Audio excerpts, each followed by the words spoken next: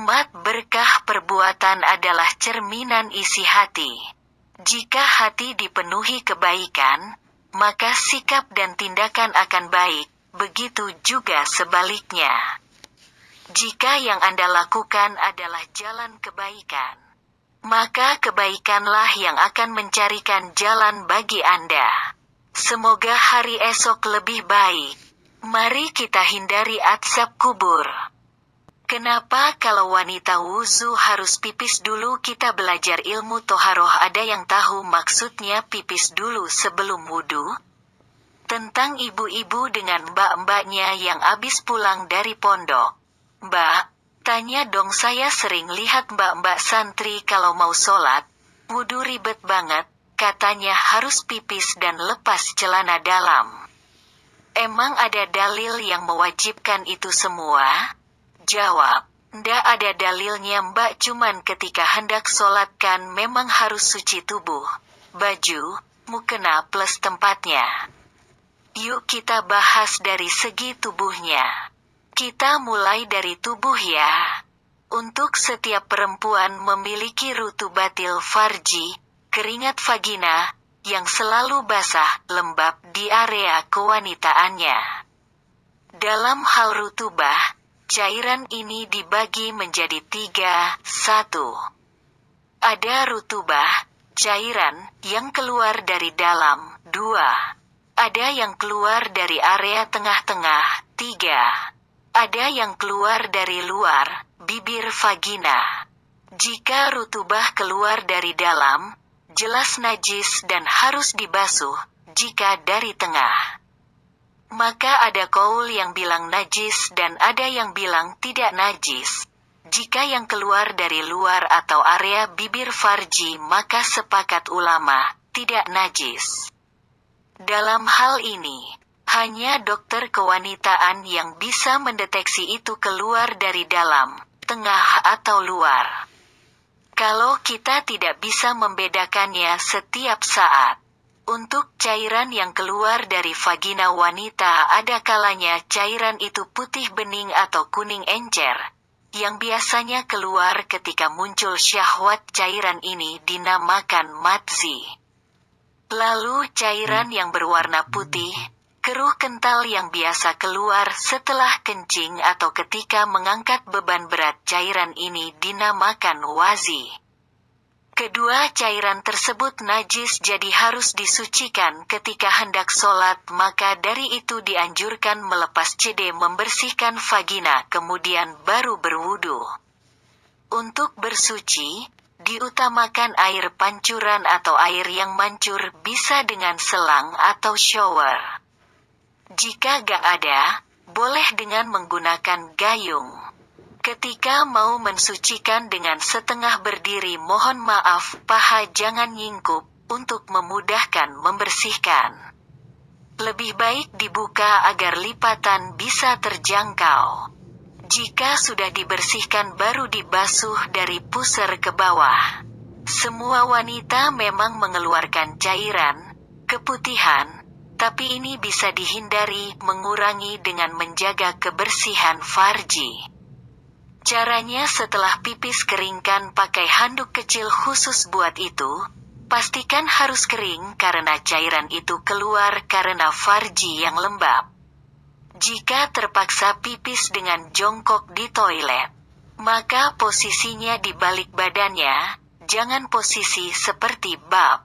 Dan air pipisnya jangan dijatuhkan pas di air, tapi agak ke pinggir biar tidak balik airnya ke tubuh. CD. Dan di saat membersihkan posisinya sama, tapi pelan-pelan saja saat menyiramkan airnya. Dari keterangan di atas, demi berhati-berhati, kita diharuskan membasuh area kewanitaan sebelum berwudu alias pipis dulu. Faham kan? Lanjut, sekarang pakaian. Baju harus suci. Kalau baju insya Allah yakin suci. Tapi kalau celana dalam, CD. Hati-hati ya, CD harus dilepas semua ketika pipis. Jangan sampai dilepas sampai lutut aja, terus pipis, sambil endodok. Sudah dipastikan sidinya ikut kena najis karena kena percikan pipis. Khusus buat perempuan. Ketika bersuci untuk perempuan sehabis pipis, jangan sambil duduk, nongkrong, dikarenakan ketika menyiramkan air, pasti percikan air akan kembali ke bagian tubuh, apalagi jika CD tidak dilepas. Diperparah lagi jika di klosetnya mengandung air. Sudah pasti percikan tersebut kembali ke bagian tubuh. Jika sambil berdiri sempurna, air untuk bersuci tidak merata.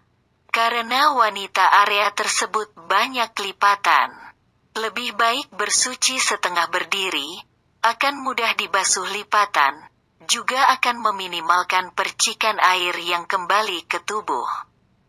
Meskipun ada percikan itu di bagian kaki, dan mudah disucikan. Lanjut, mukena. Kenapa ada sebagian ponpes yang mewajibkan mukena terusan? Kenapa tak boleh mukena potongan? Sebab mukena potongan susah untuk sah solatnya. Kok bisa? Bisa dong, penjelasannya panjang mbak. Yang jelas, pelajaran seperti ini hanya ada di ponpes, TDK ada di sekolah-sekolah umum. 1. Muka.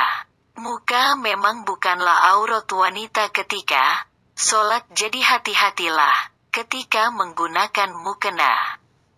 Biasanya perempuan yang memakai mukena potongan maupun tidak, menaruh tempat dagunya pas di batas leher. Bukan di dagu. Padahal dari batas leher sampai dagu itu bukan termasuk wajah, jadi harus tertutup. 2. Tangan di sini yang tidak termasuk aurat sholat, adalah telapak tangan. Jadi ketika yang sholatnya menggunakan mukena potongan haruslah sangat hati-hati. Ketika takbir, biasanya mengangkat tangan beserta mukenanya. Saya kira prakteknya sudah tahu. Maka saat itu pula, apabila teman-teman tidak memakai baju panjang, bisa jadi seluruh tangan Anda kelihatan. Itu bisa membuat sholat Anda tidak sah, atau harus diulang. Maka lebih amannya menggunakan mukena terusan. Ketika ruku, apabila mukena potongannya tidak panjang, bisa jadi ketika ruku kalau dilihat dari tempat sujud kok auratnya kelihatan, maka tidak sah. Kaki, ini sering sekali saya lihat. Banyak orang yang memakai mukena potongan apalagi yang bawahnya pendek. Untuk dahi usahakan dari alis sampai selayar atau daleman. Lebarnya kurang lebih 3 jari. Jangan lupa subscribe, like, komen, dan share sebanyak-banyaknya agar kita semua mendapatkan kebaikan dari apa yang kita sebarkan. Demikian pesan Mbah Uncak. Semoga bermanfaat untuk semuanya. Amin ya robbal alamin.